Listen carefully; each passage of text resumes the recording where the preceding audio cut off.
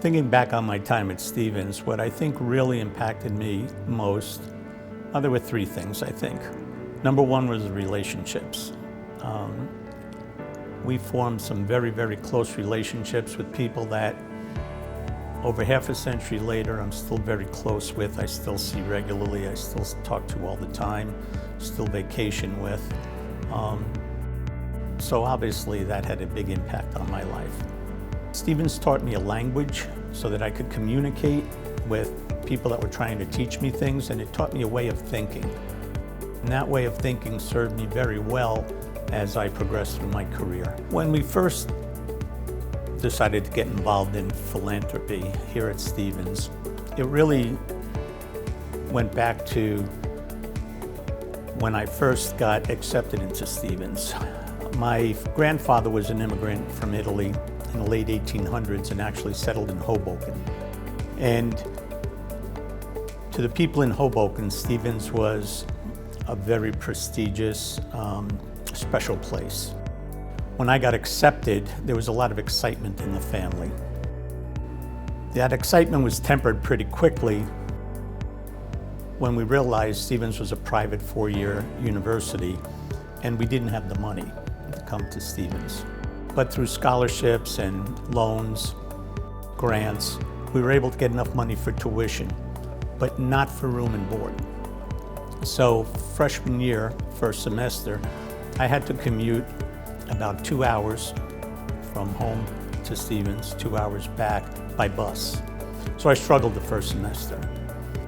So I went to the Dean of Financial Aid and I told him my situation, and he gave me $500 and said, "This is enough to move onto campus for one semester. We'll see how it goes." So I did that, and from there, I did very well. My grades went way up. I joined a fraternity. I was treasurer of the fraternity. I played 2 varsity sports. I was news and sports editor of The Stute. I was in the Gear and Triangle. I was president of Varsity S Club. And it was all because that I was able to move onto campus. It was only years later that, as my wife and I really understood how things happen, that we realized that that $500 came from the generosity of people I would never get to meet, I would never get to thank.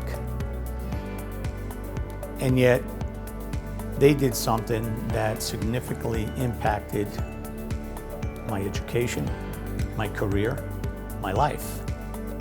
So we decided, whether you look at it as paying it forward or paying it back, that we needed to get involved in the lives of young people as well. When my wife and I really decided to make some major gifts, we wanted to make sure that it was being used where it was needed the most.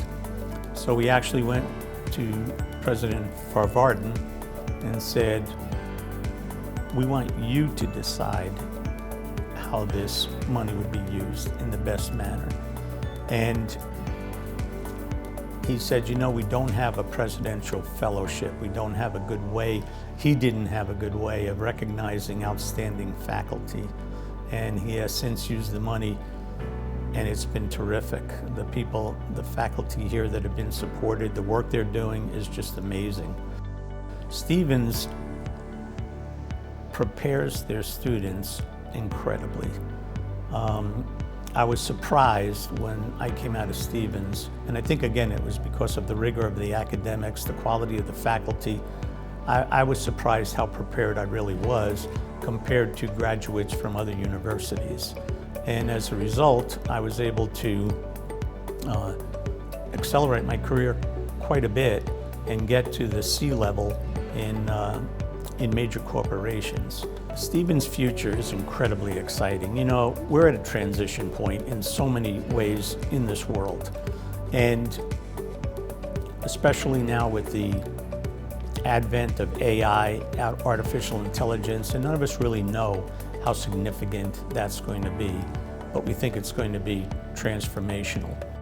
Stevens students, I think, are going to separate themselves as far as being able to manage these changes, to lead the transformation. Giving to Stevens, I really think, is preparing the next generation and future generations of leaders for this country and the world to manage the incredible transformation that technology and understanding is going to go through over the next few decades. And we need leaders like that.